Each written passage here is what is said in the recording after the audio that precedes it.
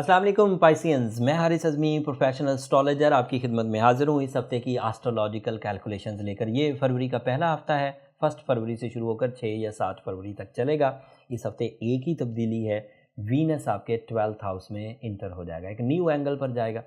Venus जब भी किसी पॉजिटिव एंगल पर होता है तो वो हमारे लव इमोशंस को इस्तेहकाम देता है, relationship achievements, relationship fueling, attachment, soul exchanges, love commitments and इसी तरह की रिश्तेदारियों में सुख एंड सुकून आता है। और जब वो कभी नेगेटिव हालत में होता है तो ये फ्यूल रुक जाता है या ये फ्यूल कमज़ोर पड़ता है तो थोड़ी जज्बाती कैफियत में खुश्की आती है, ड्राइनेस, बंदा ज़्यादा डिमांडिंग होने लगता है, कंप्लेनिंग होने लगता है। तो इस तरह की सिचुएशन इस वक्त आपके सामने है। 12th एंगल वीनस के लिए अच्छा नहीं है Pisceans, and at that time आपको कुछ उसके नेगेटिव फैक्टर्स होंगे, कुछ पॉजिटिव फैक्टर्स भी हैं। नेगेटिव फैक्टर्स ये हैं कि इस वक्त रिश्तेदारी के डिसीजंस लेना मुनासिब नहीं है। एंड वैसे भी आपकी साढ़ सत्ती चल रही है, जो लोग साढ़ सत्ती का ट्रीटमेंट कर रहे हैं, ब्लू सफ़ायर पहन रहे हैं या सूर्य शम्स पढ़ रहे हैं, उन्हें डरने की ज़रूरत नहीं, क्योंकि वो इतनी बड़ी रेमेडी है जो मरकरी की रेट्रोग्रेशन को भी दूर कर देगी। मरकरी रेट्रोग्रेड है आपके लिए, सभी के लिए रेट्रोग्रेड है, आपके लिए क्या, एंड वीनस की कमज़ोरी को भी दूर कर देगी और साढ़ सत्ती को भी दूर कर देगी। तो उस एक रेमेडी से ही ये सब रिकवरीज हो जाएंगी, नीचे की जितनी भी शॉर्ट टर्म प्लैनेट्स की। बट जो लोग इस वक्त कुछ नहीं पढ़ रहे, अगर वो कुछ करना भी नहीं चाहते, कुछ पढ़ना या कुछ रेमेडी करना भी नहीं चाहते, तो फिर वो रिलेशनशिप में अभी 20-25 दिन का डिसीजंस में डिले लेकर आए। एंड जब फिर वीनस अच्छी फॉर्म में हो, वीनस आपके फर्स्ट हाउस में आ जाएगा 20-25 फरवरी तक, तो देन फिर वो रिलेशनशिप अचीवमेंट्स कर सकते हैं। वीनस वैसे 12th हाउस में आपके लिए आपके एनिमीज़ को फाइंड आउट करने में बहुत मदद देता है। आपको अच्छे ख्वाब आते हैं जो लेसनफुल होंगे, आपको एक्स्ट्रा सेंसिटिव पोटेंशियल्स मिलेंगे, जिन पोटेंशियल से आप सामने वाले को सही अंदाज से जज कर सकेंगे। एंड स्पिरिचुअलिटी के जो बिलीव्स हैं, स्पिरिचुअलिटीज़ के जो कॉन्सेप्ट्स हैं, वो भी तेज़ी से समझ आने लगते हैं। इससे मेच्योरिटी ऑफ लाइफ में भी इन्हेंसमेंट आती है। इससे रिश्तों की साइंस समझने में भी मदद मिलती है कि जब अरूज होता है तो बिहेवियर्स क्या होते हैं और जब किसी का जवाल हो तो बिहेवियर्स क्या होते हैं। एंड इसी के अलावा बंदा गम को सही अंदाज से अपने लिए समझ पाता है। अदरवाइज़ तो गम तकलीफ़ ही देते हैं, लेकिन कभी कभी जब वीनस 12th हाउस में आए तो ऐसे गम लाहक होते हैं जो आपको नई राहों की तरफ, नए आइडियाज़ की तरफ और नया टेस्ट ऑफ लाइफ की तरफ ले जाते हैं, जिससे आप सही या हकीकी ज़िंदगी को समझ पाते हैं। एंड इस वक्त तो ये ज़्यादा ही आपके लिए पिंचिंग होगा Pisceans, because you are already in Sade Sati because of Saturn in your 12th house and Jupiter भी 12th हाउस में ही।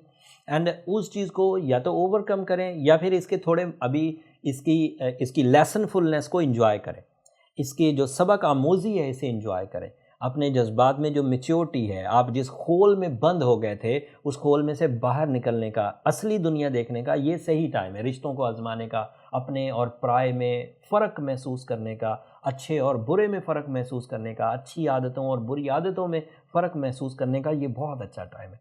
बज़ाहिर ये एस्ट्रोलॉजिकली एक नेगेटिव इवेंट है, लेकिन उसके बावजूद पाइसियन जिस तरह की फितरत रखते हैं, जिस तरह की नेचर रखते हैं, उनके लिए ये प्रोडक्टिव इस लिहाज से है कि वो फ्यूचर में अपनी सही सिमतें, सही कंपेनियंस, सही रिलेशंस चुन सकेंगे इसी वक्त।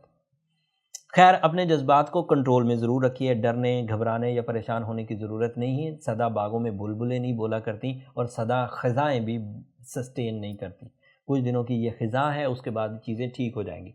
जो लोग अपने आप को पहले ही इस्टेब्लिश किए हुए हैं, पाइसियंस हैं, अपने जज्बात को काबू में रखते हैं, अपने रिश्तों को टाइम देते हैं, अपने करेज को सस्टेन करते हैं, स्पिरिचुअल हैं, स्ट्रॉन्ग माइंड के लोग हैं एंड रिसोर्सफुल हैं, सोर्सेज भी अच्छे हैं, उनको परेशान होने की ज़रूरत नहीं। जो ज़रा सेंसिटिव पाइसियंस हैं वो ब्लू सफ़ायर पहने, उससे इतनी आर्टिफिशियल सपोर्ट मिल जाएगी जिससे आप इस खिज़ां से आराम से बगैर के कुछ लॉस किए हुए निकल पाएंगे। But this is a time to learn something, real world, real emotions, real जो रवैये हैं लोगों के, वो पढ़ने का ये सही टाइम है। मेरे पास अच्छी खबरें नहीं है, इसलिए मैं ज़्यादा लंबी वीडियो नहीं करूँगा। बस एक खबर मुझे आपको सुनानी है, वो मार्स से रिलेटेड है, वो 3rd हाउस में है। Mars is your physical health, वहाँ पर आप स्मूथ हैं, सिल्की, प्रोडक्टिव हैं, तो आपका स्टेमिना ऑफ लाइफ इंक्रीज़ करेगा। तो आपको ज़्यादातर अपनी कामयाबियों का डिपेंड अपनी क़ुव्वत पर, अपनी जफ़ाकशी पर, अपनी मेहनत पर रखना होगा। एंड अल्लाह ताला से दुआ करते रहिए। ये जो आपकी इस वक्त की दुआएं हैं वो ज़्यादा तेज़ी से कबूल होंगी, क्योंकि दिल से निकलेंगी, मामलात को समझ के निकलेंगी, पूरे जोश और जज्बे से निकलेंगी, तो आपका स्पिरिचुअल साइड काफ़ी स्ट्रॉन्ग है। और ये बाय रूल्स ऑफ प्रे जो जो उलमाए हजरात बताते हैं, अगर दिल से निकले तो ज़्यादा कामयाब हो। तो इस वक्त टाइम है कि दुआएं दिल से निकलेंगी। अपने लिए भी दुआ करिए, हमारे लिए भी दुआ करिए पाइसियंस। आपकी दुआएं हमारे लिए इस दुनिया का और आखिरत का सबसे कीमती सरमाया है। अगले हफ्ते मज़ीद कुछ एस्ट्रोलॉजिकल चेंजेस आएंगी, वो तफसील अपने टिपिकल अंदाज से अगले हफ्ते बयान कर दूंगा इंशाल्लाह।